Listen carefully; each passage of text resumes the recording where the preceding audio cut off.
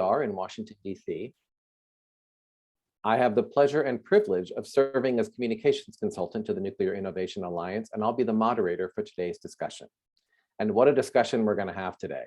In addition to NIA Executive Director Judy Greenwald, we'll be joined by 4 additional experts on advanced nuclear technologies to discuss this new report and the underlying actions necessary to bring the goal to life.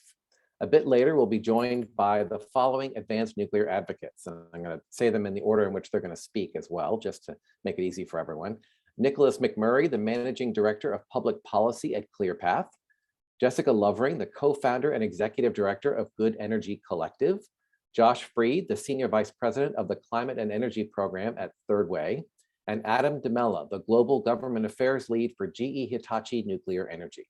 But first, let me share a bit about today's agenda and information on how you can ask questions of our special guests. Judy's going to kick things off in a moment with a summary of Fission Vision. She'll talk about what it is, why it was developed, and how it might influence the dialogue on energy and climate in the next 3 decades. After that, we'll have a brief opportunity for Q&A with Judy on the document and its recommendations. From there, we'll turn to our special guests for our panel responding to Fission Vision. And after each of our guests has provided remarks, we'll have another open Q&A, which will take up the remainder of our hour before we adjourn by 2 p.m. Eastern today. You're welcome to start putting questions in the Q&A box now. I know several of you have some, so we're looking forward to those. Please include your name and your affiliation when you do type that in the Q&A box, as questions that don't have that information are going to be put at the bottom of the queue in favor of those that have identifying information. You can also ask a question live when we get to the Q&A sections. To do that, simply let us know you have a question and we'll open up your mic for you to ask it yourself. Now, let's get started with opening remarks on Fission Vision from NIA Executive Director Judy Greenwald. Judy. Thanks so much, Ben. Welcome everyone to the release of Fission Vision. For those of you who don't know us, the Nuclear Innovation Alliance, or NIA, is a think and do tank working to create the conditions for success for advanced reactors so that they can be a key part of the climate solution. Decarbonization is the biggest challenge of the 21st century. We need to reduce carbon emissions, not only from electricity, but also from transportation, industry, and every other sector of the economy. And we need to do so quickly. The latest report by the Intergovernmental Panel on Climate Change, in the starkest terms yet, said we need to decarbonize as soon as possible if we want to avoid the most severe effects of climate change. We need to develop, demonstrate, and deploy new technologies rapidly and at an enormous scale. Each of these technologies cannot operate alone. They'll be part of a complex system that must continuously balance electricity supply and demand across the country. Many studies have shown we are most likely to achieve deep decarbonization if we incorporate clean, firm electricity generation that can be dispatched when needed and when abundant but variable renewable energy isn't available. Advanced nuclear energy is such a clean, firm electricity source, so it has a key role to play. Climate solutions have to match the scope of the challenge. While deploying a small number of advanced reactors would provide much needed firm, dispatchable clean energy, meeting our climate goals requires us to think bigger and consider the role that advanced nuclear energy could play at scale. And pace is as important as scale. We're in a hurry to address the rapidly changing climate. Fission Vision proposes an answer to the question, what is the role advanced nuclear energy can play at a scale and at a pace to help provide enough safe, reliable, and affordable clean energy to the United States? The question of how fast we can go big turns out to have a relatively straightforward answer.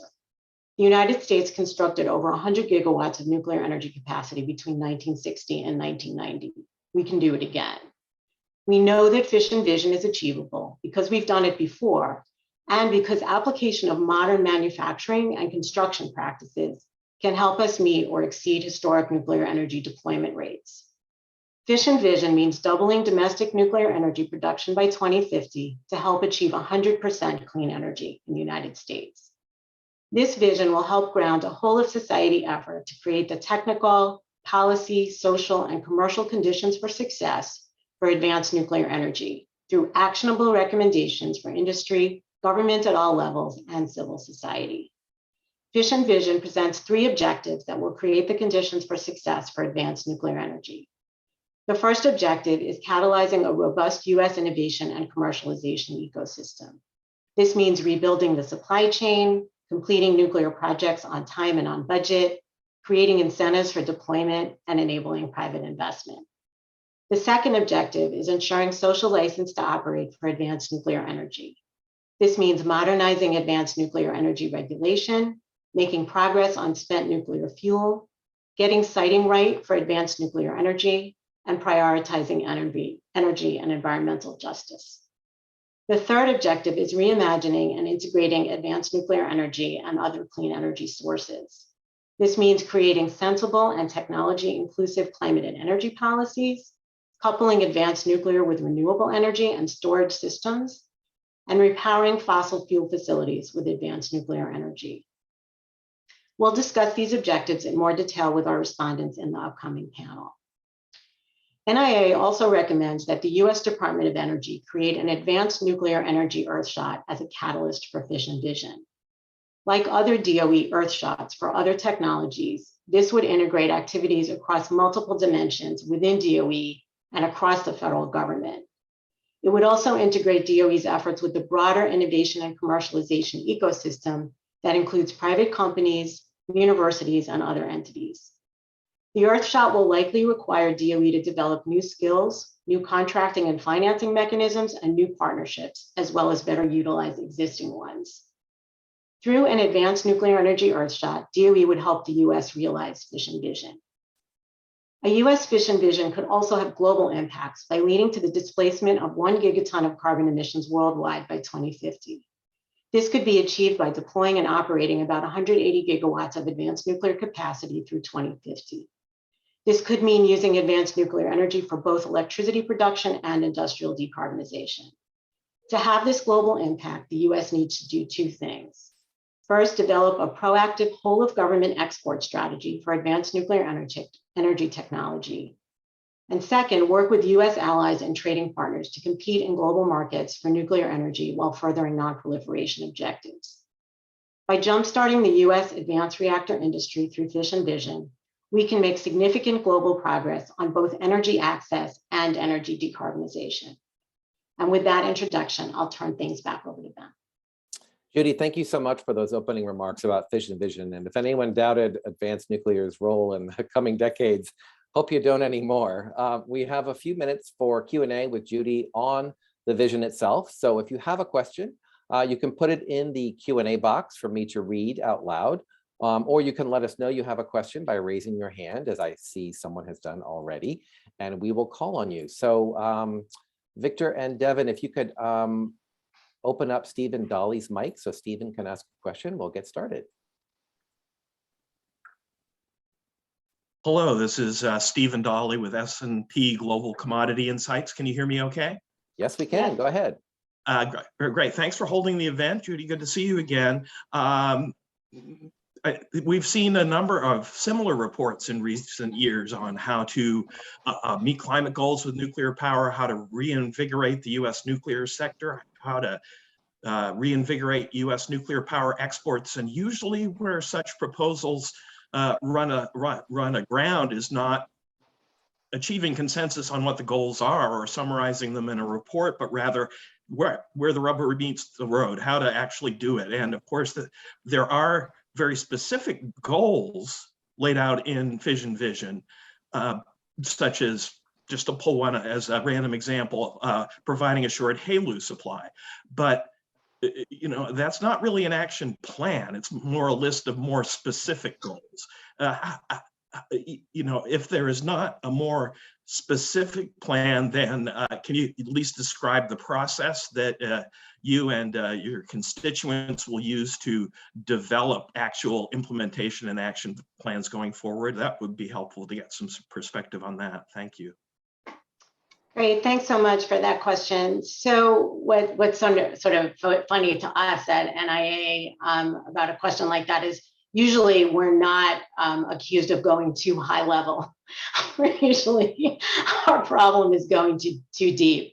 This vision is an attempt to go high level and to we sort of do go deep on a regular basis, as do our NGO friends and many industry colleagues as well, who you'll hear from later. And so the idea is for this to be a high level summary across the space of what needs to be done. And then you probably have to go to some other spots to see what we've already recommended. And there's also a bunch of stuff in progress as well by us as well and others. So for example, last Friday, we released a 30-page paper on exactly what needs to happen for the Department of Energy to develop a HALEU market development program. So, there are details.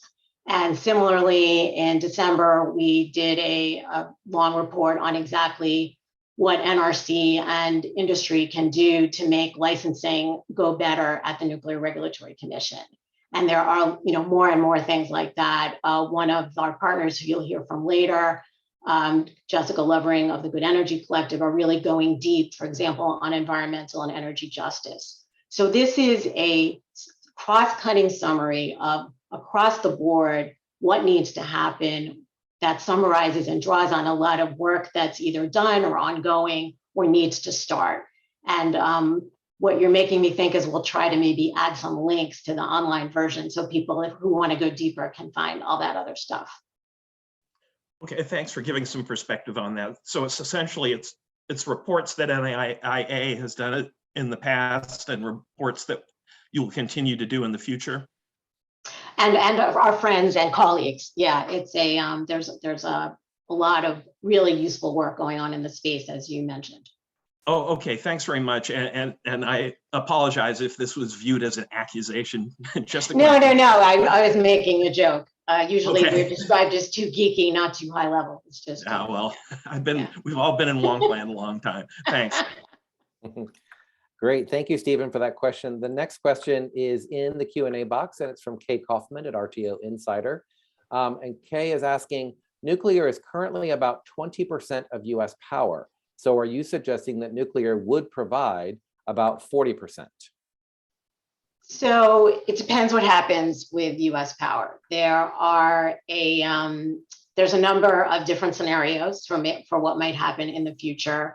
For example, if we electrify a lot of the energy use in other sectors, for example, if we electrify transportation and heating, there are a number of solutions for decarbonization in other sectors that involve using more electricity, and then you need more electricity. So for example, if total electricity doubles and nuclear doubles too, then you would essentially have the same fraction. If electricity doesn't double, then nuclear could be a bigger fraction of our electricity sector, or nuclear energy can be used to help, for example, make clean fuels like hydrogen and can power things like shipping. So there's a lot of different ways that this build out of nuclear energy could help. But the key thing for us is that we have to decarbonize. And we think that advanced nuclear energy could really play a role in helping in many different ways. And it's going to have to co-evolve with many of these other technologies that are also potential solutions and that we're making progress on a number of fronts. It's just important that we think about how nuclear energy can be part of this larger solution set. Thank you, Judy. And I'm waiting to see if Kay has a follow-up. I don't see one. Wait, hold on. As soon as I said that. Not at the moment. So we don't have any other questions. We can move on to our other presentations, but I want to make sure if folks want any clarification around the substance of the Fission vision or details that they have an opportunity to ask. So I'll leave it open for just one more minute for folks to do that. And while you're thinking about a question, I will note that if you look in the chat, there is a link directly to the Fission vision document so that you can read it, download it, have a copy in front of you for the conversation ahead. We will also add one to the HALEU report that NIA put out last week that Judy mentioned. And there it is in the chat, just like magic. So I do see some more questions, so we'll get to those. This is from Colin Megson, a self-employed energy analyst. And Colin asks, nuclear power is a standalone technology and combined with electrolyzers can decarbonize all sectors of energy use. Renewables are dysfunctional technologies that will forever require gas-fired backup. There is absolutely no need for nuclear power to kowtow to renewables as a backup source.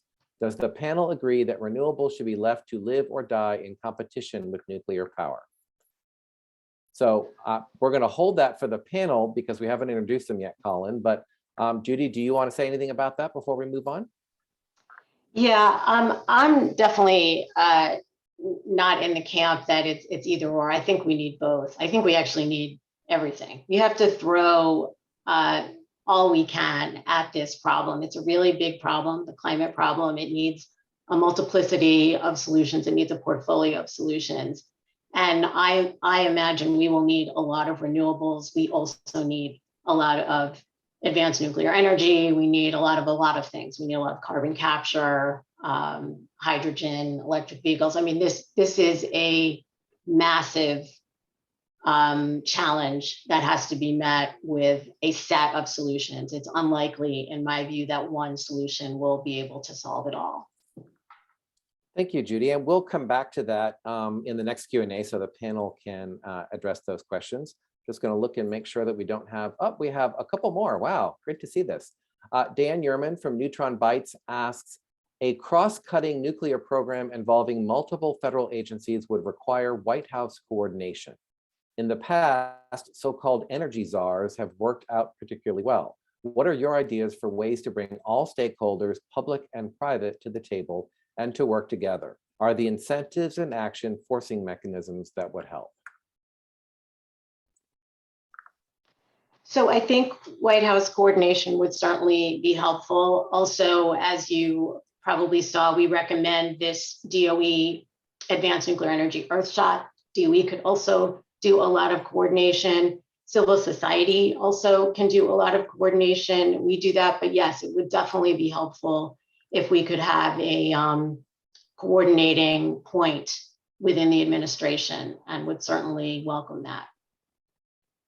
Thank you, Judy. And there was one other question, and I have replied to that in the chat. So we're going to move on to our response panel now. So if I could have all of our panelists turn on their cameras.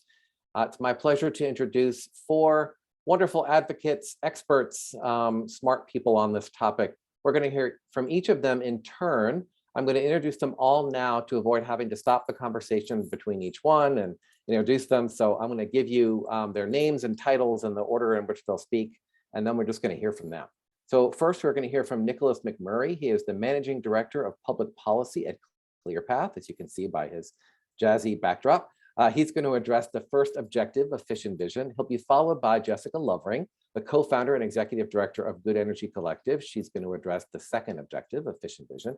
She'll be followed by Josh Freed, the senior vice president of the Climate and Energy Program at Third Way. He's going to address the third objective. I hope you see a theme here. And then he'll be followed by Adam DeMella, the global government affairs lead for GE Hitachi Nuclear Energy. He's going to discuss all 3 objectives from his business and government perspective. So let's begin. Nicholas, over to you. Thank you, Ben. Also, thank you, Judy, and the rest of NIA for the invitation to participate today. For those who do not know about ClearPath, we are a nonprofit based in Washington, D.C. that focuses broadly on federal clean energy and industrial policy. So nuclear energy being one of those technologies, along with others like carbon capture, geothermal, energy storage, and then on the industrial side, hydrogen, cement, and steel. So a very broad portfolio. And we do really look across the entire kind of life cycle from, partnering with the national labs and private industry, addressing, unnecessary regulatory challenges, looking at those market signals to help spur deployment, and then looking at the international side as well. So I'm going to briefly discuss 2 items. First, my overall impressions of Fission Vision, specifically on the first objective, and then briefly where I think we go from here, which I think is where some of the questions for Judy were trying to get at as well. So Fission Vision sets the concrete goal, but again, as we heard from a couple of the questions, you might be asking, well, double is great, but isn't it enough? I would argue that's the wrong framing. I think some people will think that number needs to be more. There's definitely others who think that number should be less. But I think, again, that takes away from what this is trying to accomplish. There's a huge opportunity domestically to increase nuclear energy generation. There's also a huge opportunity if we look internationally, as I'm sure Josh will discuss later. And essentially, Fission Vision sets a goal for the US to lead domestically in order to lead internationally. And what we need to focus on now is how to get there. Conveniently, we have a recent template of what a significant and concrete goal can do to catalyze the industry. The Advanced Reactor Demonstration Program set a concrete goal, set concrete timelines. It catalyzed industry, who then built teams in order to figure out how to design, license, build, and operate the reactor. There are also other early movers like NuScale and Oklo, who set aggressive timelines and milestones to pave the way for other companies, including those in ARDP, on a number of technical and NRC policy issues. And we're also seeing this in Canada with companies like Ultra Safe Nuclear Corps, USNC, and GE Hitachi that Adam's going to talk about later. So we see where a goal can really catalyze industry. We see, again, I mentioned Canada, the SMR Action Plan catalyzed industry. And so we have the opportunity to do that here. Last week, I attended the US Nuclear Industry Council's Advanced Reactor Summit. It was really nice to see people in person, but some of the discussions showed how we would actually get there to double this production. The panels on financing, their international perspectives, a lot of discussion on non-electric applications. We also saw that a couple of weeks ago at Sarah Week, where Dow came out and said we are very interested in nuclear energy. We also have government support and interest with things like the hydrogen hubs in the bipartisan infrastructure bill, one of which will be a nuclear-powered hydrogen hub. And so even next week, I know there's other events on financing that also are going to have a big focus on nuclear. And so we're seeing a lot of these pieces fit together. And now this goal can help catalyze people to work towards that. And I think it's also worth noting, 100, as it mentions in the report, 100 gigawatts of capacity, even if you select a larger SMR advanced reactor or even large light water reactors, that's still a lot of reactors. And so this shows there's a large market domestically. And so while we need the competition for companies to continue to try to offer the best product for those different markets, in the near term, we definitely need the cooperation to remove the barriers. And so moving forward, we have to think about, what does it take to build? And I think Fission Vision touches on a lot of these topics, such as the supply chain, technical expertise, human capital, financing, NRC licensing. Again, all topics in Fission Vision, all topics that we care about as well. And so now it's trying to figure out, this is not going to happen by itself.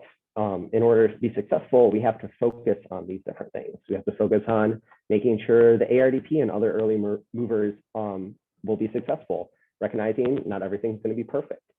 HALEU was mentioned before, but developing a robust supply chain for HALEU, figuring out those market signals to support early movers, and then looking bigger of, what are removing barriers to export, or what are those barriers for licensing?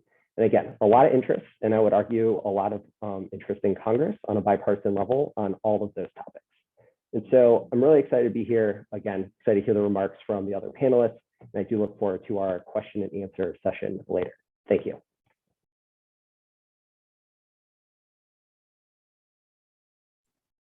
Over to you, Jessica. For having me, and so Ben, and congratulations on the release of the report. I just love it, and I'll talk more about it, but I did want to give a little introduction. So Good Energy Collective, for those of you that don't know, we're building the progressive case for nuclear energy as an essential part of a broader climate change agenda, and working to align the clean energy space with environmental justice and sustainability goals. So I was really excited about the report because it is visionary. It's a roadmap of what the future of nuclear could look like, but also details the important work that still needs to be done to get there. And there is a lot of that work. And to Stephen's question earlier, I think the report can be very useful for coordinating policy work across the NGOs. In particular, I really love to see the focus on gaining social license for advanced nuclear, because there needs to be a lot more work in that space. And we see that issue as being really make or break for any new technology to achieve broader deployment, but especially for nuclear, because it does have a lot of legacy issues, a lot of injustices in its history. But now we have all these great, innovative advanced nuclear technologies that are moving towards their first commercial demonstrations.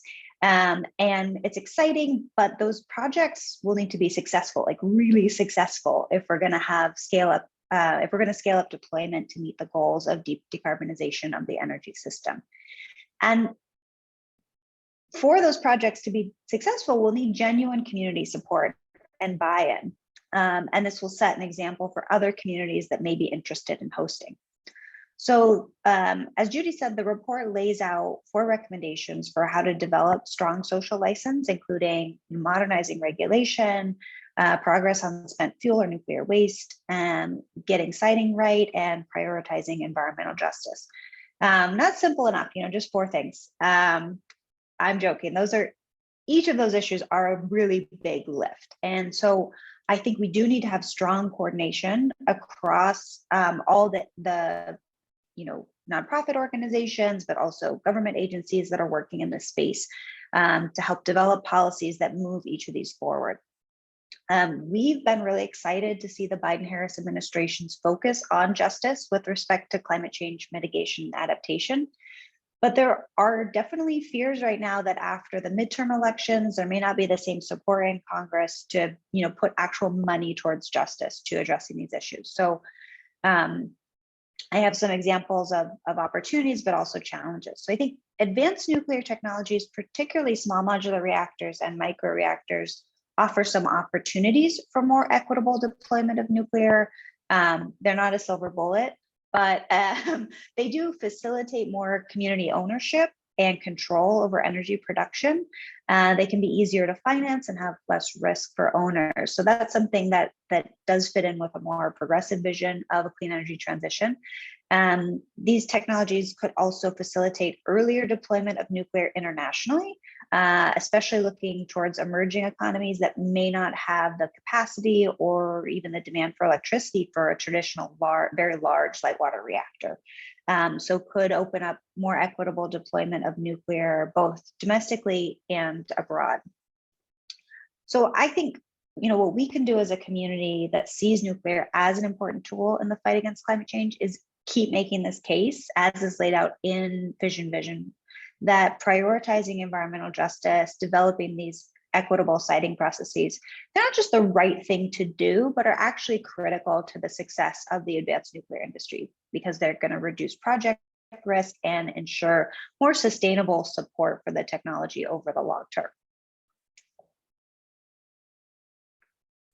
Thanks so much. Over to you, Josh. Thank you. And thanks so much for having me be part of NIA's rollout of Fission Vision report. We really congratulate Judy and the entire team for the launch of this really important paper, which outlines a bold vision on nuclear's role to meet our clean energy, climate, and national security goals.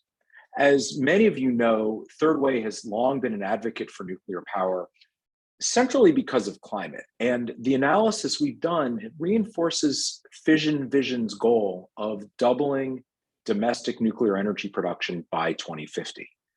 By our own estimates with the Decarb America Research Initiative, which we've done, the United States will need to build between 11 and 113 new gigawatts of nuclear energy to reach net zero by 2050.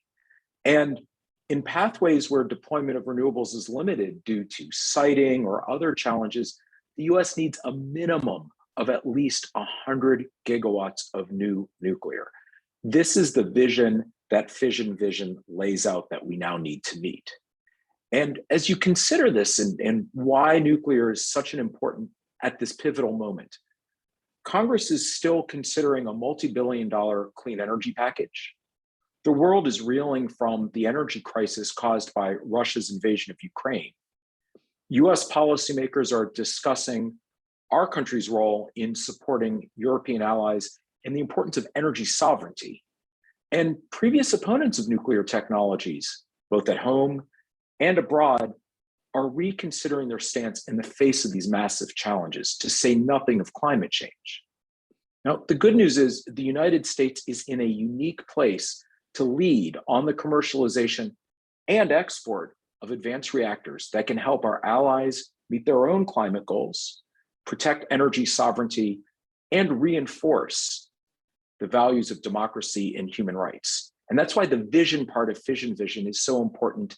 And as we see in Objective 3, there are 4 key priorities to help get that done.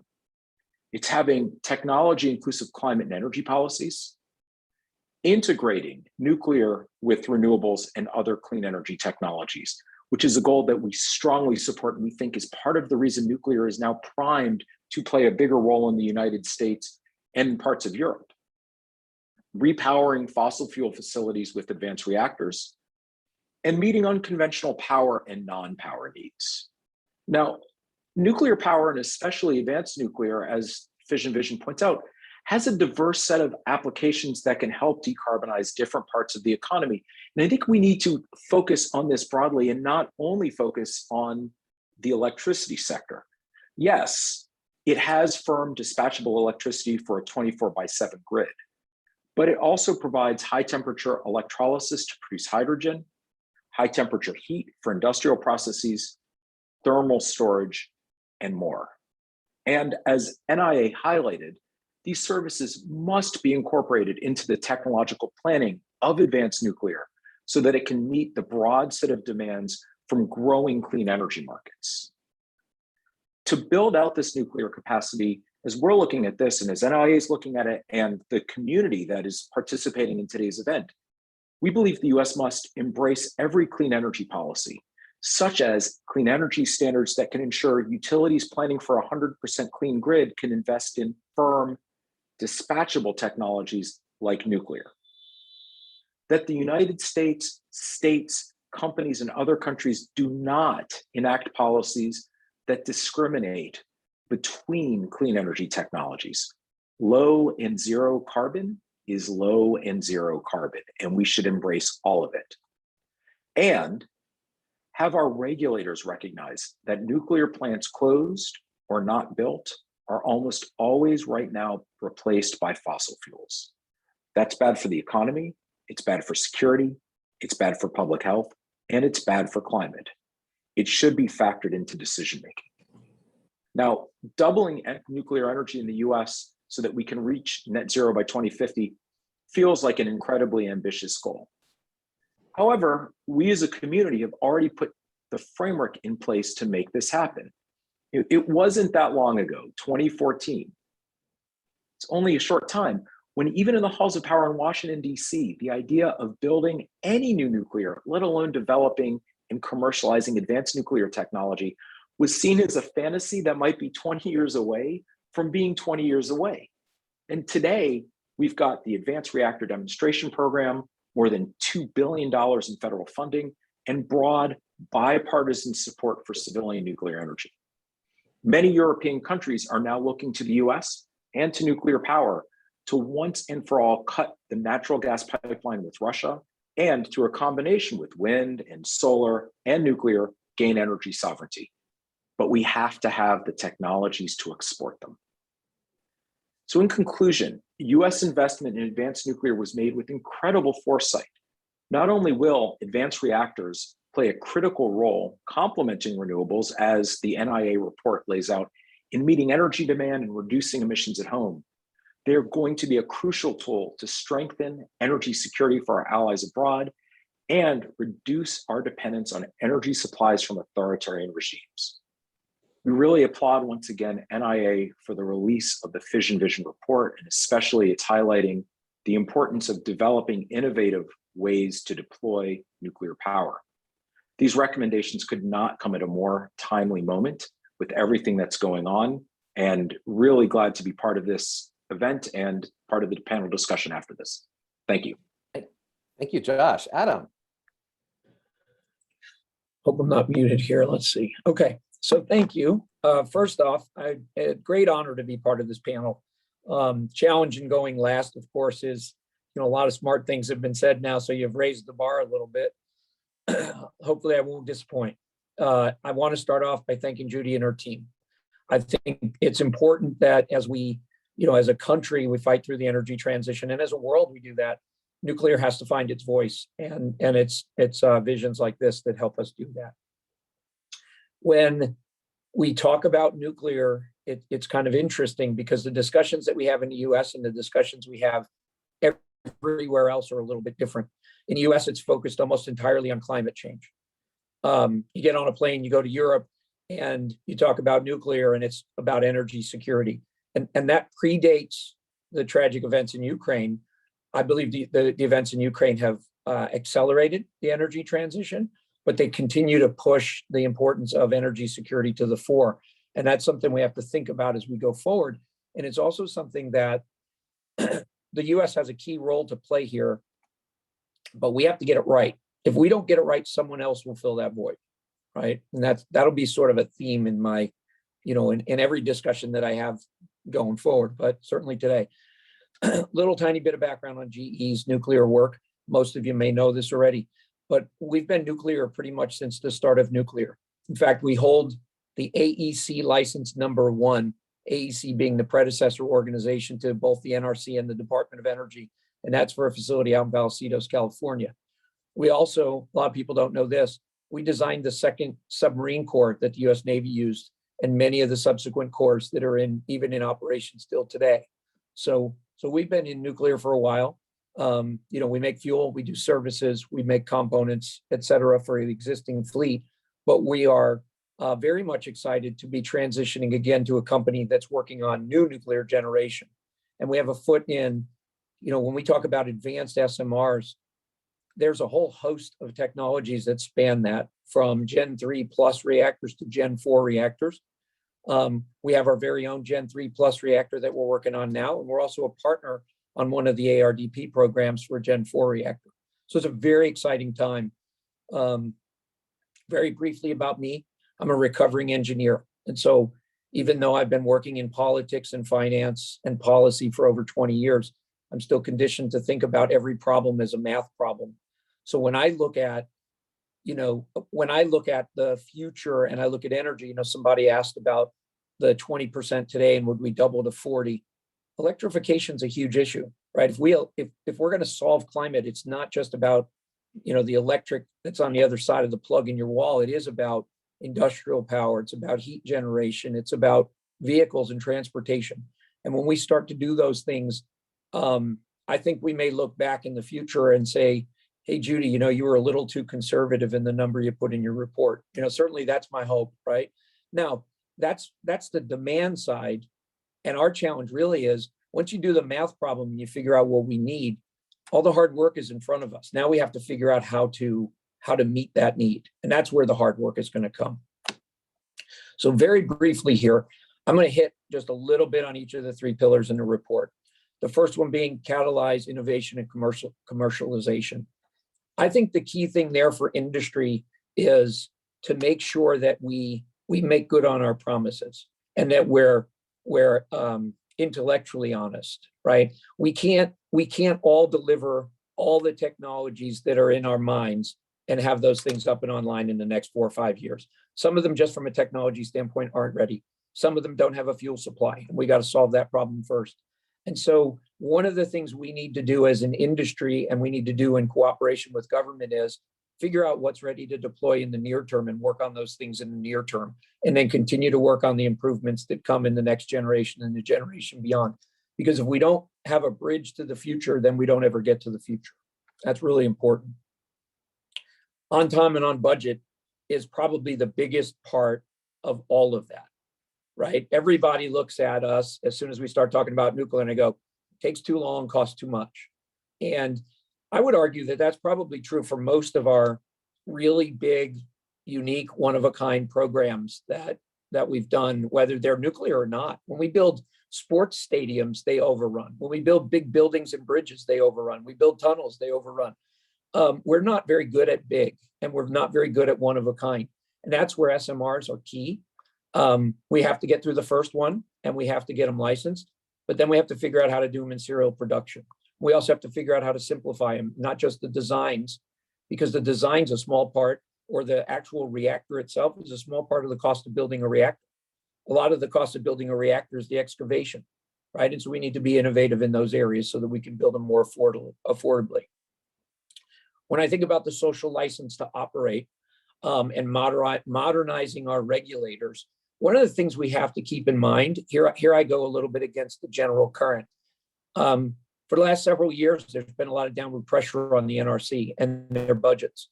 And when we cut their budget, we always go to their support functions. And so we, to some extent, have decimated the support functions that are responsible for hiring and onboarding, for recruiting and training people. And now we look at the NRC and say, but be ready when all these license applications come in. And so we need to be mindful of that. We need to restore some of that funding and give them the tools so they can hire the people they need to hire so they can license the reactors we want them to license. And then we also need to give them some funding. You know, they need, most of their funding comes from fees, and most of those fees come from large utilities. Large utilities aren't the ones designing and licensing new reactors. And so we need to work with Congress to get some funds for the NRC so that they can do the work they need to do in that area so they're ready when those licenses come in. The last one, and I'll go back to Colin's question about whether or not I think we should let renewables stand on the windy corner by themselves. The bottom line is we will not be able to meet all of the demands that I see in the future for clean power. We can build as many windmills, as many solar panels, max out hydro, and build as many reactors as we possibly can build. We'll still need to work on carbon capture for the existing fossil fuel plants. And I'm not sure we still meet the target. So in my mind, we really, I hate to use a phrase that's been overused in government and in the public for a long time, but we really do need an all the above strategy. And over time, while we're working on the all the above strategy, we have to not be afraid to dispose of the ones that aren't working. There are ideas that are going to come, some of which will be good, some of which not so good. And let's not cling to the ones that aren't working, but renewables has to be part of that solution. And the last part that I'd like to end on is each source of energy has its own pros and cons, right? The goal for nuclear has to be, let's make sure that we get an opportunity to compete equally with everyone else. Because when we do, I think our strengths will come to the fore, and I think folks will more and more say we do need nuclear.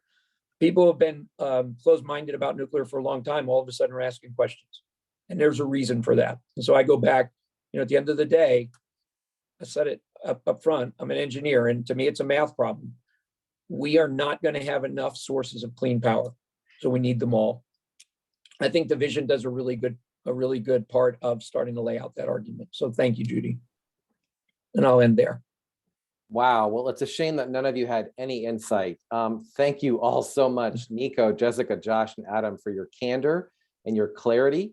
I think that was really helpful. You presented a lot of good information, a lot of good insight, and I see you've spurred even greater interest in the topic. Our Q&A box is filling up, which is wonderful. We're moving to the second Q&A now. As a reminder, you can type a question along with your name and affiliation in the Q&A box, or you can let us know by using the raise hand feature, and we'll call on you to say your question out loud. I'm going to start in the Q&A box with another question from Stephen Dawley at S&P Global Commodity Insights. He was asking specifically to Josh, were you saying that overregulation has been a primary cause of premature shutdowns of US nuclear power plants? Thanks for the question. And no, the answer is not that it's been overregulation. It is that we have an entire system that hasn't been oriented towards the production and rewarding the creation and generation of clean energy, whether it's nuclear power or additional new sources that we need. And we're not thinking about it whether it's both on how the NRC is considering looking forward, why we're developing new nuclear plants or continuing to operate existing plants, or as Adam pointed out with NRC, also really making sure that they're provided with sufficient funding so that they can actually meet the mission that they've been tasked with meeting and the demands that all of these new reactors that 15 years ago, 10 years ago, people hadn't anticipated or expected online, and address the additional reasons why nuclear has become a more important part of the conversation. But I think to this point, it's also part of the conversation. It is one key tool amongst many tools, of which we are going to need all of them.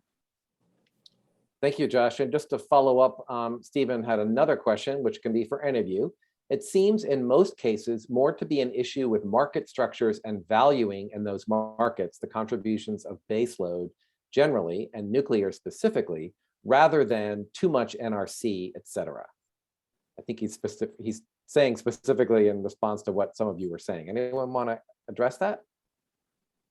Yeah, I would just jump in and say, the sort of not level playing field of energy markets across the US, particularly in states that are have liberalized power markets or deregulated power markets, makes it really challenging for nuclear and really building anything large with high upfront capital costs. But for renewables, there are these production tax credits and investment tax credits that pull in investment and sort of create the demand for those technologies, which nuclear hasn't benefited from historically. So it's not about, we need specific, policies to push nuclear on markets. It's more creating more level policies or more level support mechanisms that increase demand for anything low carbon, anything carbon free. So it works out that whatever's cheapest, whatever makes sense for a specific utility or specific community gets built. And that's much more economically efficient, lowers costs for taxpayers and utility ratepayers if you have more fair subsidy mechanisms. One more person can chime in if they'd like. I was just going to say, and based on what Jessica said, conveniently, there is bipartisan support for a bill like that called the Energy Sector Innovation Credit, or ESIC. And so it looks at how do you spur the deployment of those first mover technologies on a technology neutral basis, nuclear being one of those. And then as the market penetration increases, slowly decreases. And so the tax credit value slowly decreases. And so there are bipartisan tools that can help spur this deployment. And so it's figuring out how to create those tools and then ultimately enact them to be able to support industry and the deployment. Thank you, Nico. Another question, speaking of Nico, from a different Nico. Nico Portuondo from E&E News asks, Biden recently released an order announcing the application of the DPA to develop a supply chain for EVs and renewables. Are we seeing the same amount of action and motivation around developing advanced nuclear and its supply chain? So nice follow-up to what you just discussed. Yeah, great question, Nico, regarding the Defense Production Act for supply chain for EVs and renewables. And I think there's actually been a couple of stories on there where the big challenge to that is actually on the permitting. So if you have that support, can you actually get the permitting to increase the production? And I think we see that similarly here on the nuclear side, regarding either permitting uranium mines, whether it's permitting nuclear plants. And so that's really where there's a policy idea, but then making sure that it can also be implemented. And I would actually also, one more thing, even with supply chain issues, a huge challenge, a huge gap. And so it's finding a way to spur the deployment so you can build that order book, build out the supply chain, get those cost reductions, get that pipeline of human capital and talent into the space. And so there's a lot of different parts to that are broader than just the materials pieces. And so as we look forward, we need to be, and I think Fission Vision does a good job of this, try to holistically look at the different attributes or the different aspects that need to be addressed to reach those deployment goals. Would one other person like to chime in before I move on to our questions? Yeah, I think I'll just, sorry, Ben, thanks. I would just add, I think to reinforce Nico's point, the other part of it is that reinforces the urgency for us to make sure that the advanced reactors, both as part of the ARDP, other light water SMRs, remain very much on track to be developed and demonstrated as quickly as is feasible. Because we need to be able to also start to understand and anticipate where the potential challenges in the supply chain, both in terms of materials, but also in terms of the skills and labor that we need, and meet them as demand grows. And we've already started to see a lot of demand from Europe, from other places, to get maybe the second, third, fifth, and beyond of these reactors built there. But there's a lot of questions that we still don't understand before we get to that point. Adam gets the last word on this, and then we'll move on. Yeah, I'll hit that real quick. There's two parts of that, and Josh's comments made me think of it. One is every single country that we go to and we talk about deploying BWRX 300, the government officials don't ask us where we're going to build it. They don't ask us about licensing. They don't ask us about the plant.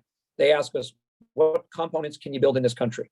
Right. And that is the hook. It is the first hook. It is the most interesting hook to them. So the US government has a role to play here, and we're going to have to do better. The one bright spot I see in that is the Department of Energy's Loan Program Office. So the LPO is very active and very engaged, and they are reaching out a lot, they are thinking about the industrial base and the supply base, and they are looking for places they can partner with the companies and the suppliers to try to make, more availability and make more US production. Thank you, Adam. Another question from Sonal Patel at Power Magazine.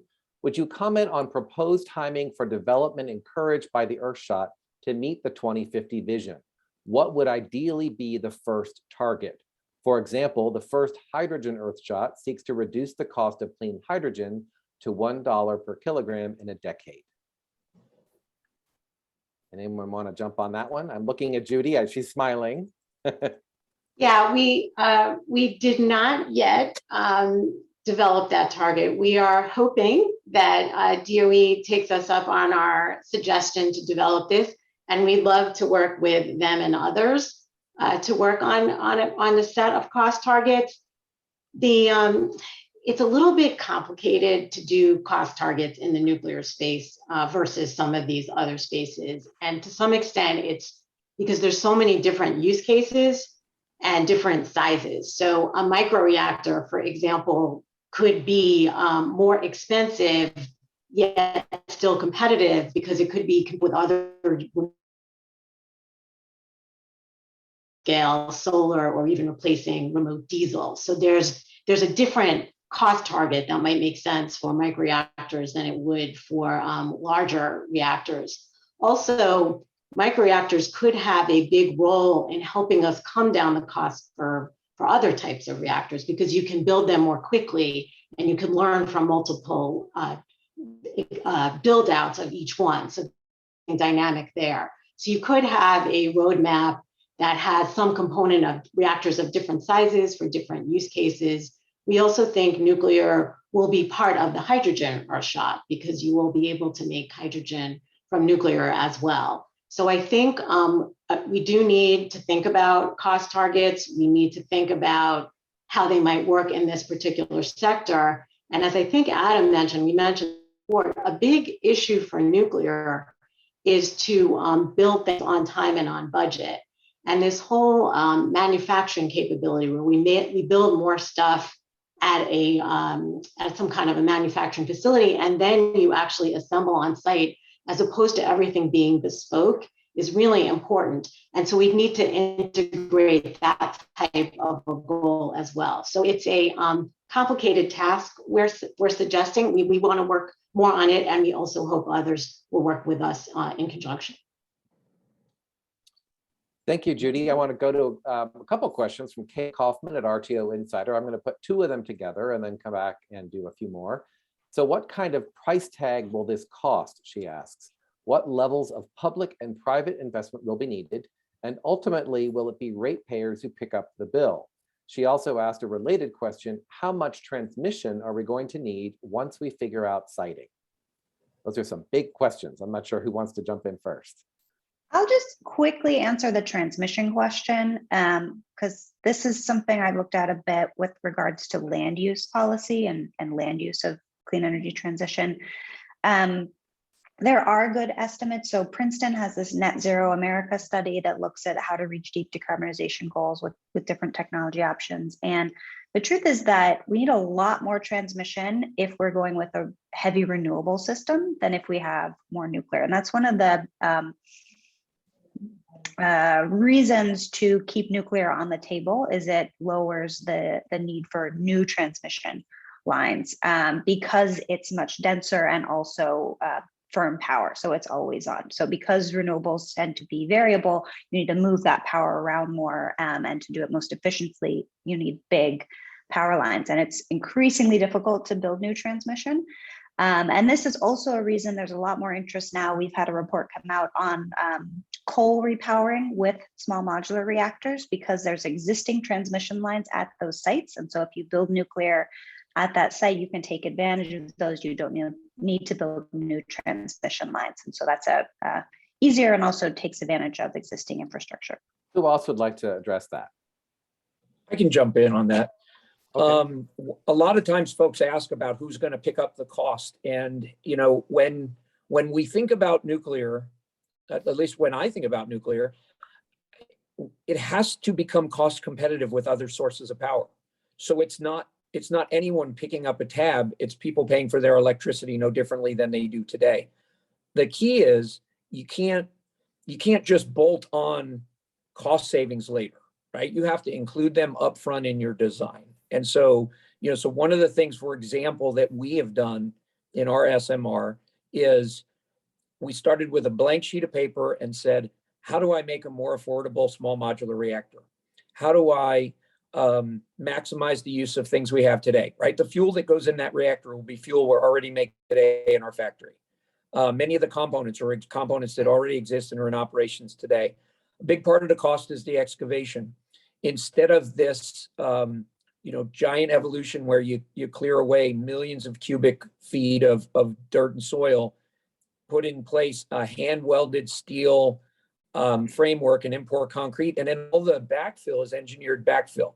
We said, nope, we're much smaller than that. So we're not going to clear away half the earth. We're simply going to use modern construction techniques and horizontal boring, a lot less digging, a lot less backfilling. Instead of individual rebar that we're going to weld on site, it'll come in large prefabs, components. We call them steel bricks, where a lot of the nuclear welding is done in the factory offsite. And so it's a lot more like an installation than a construction.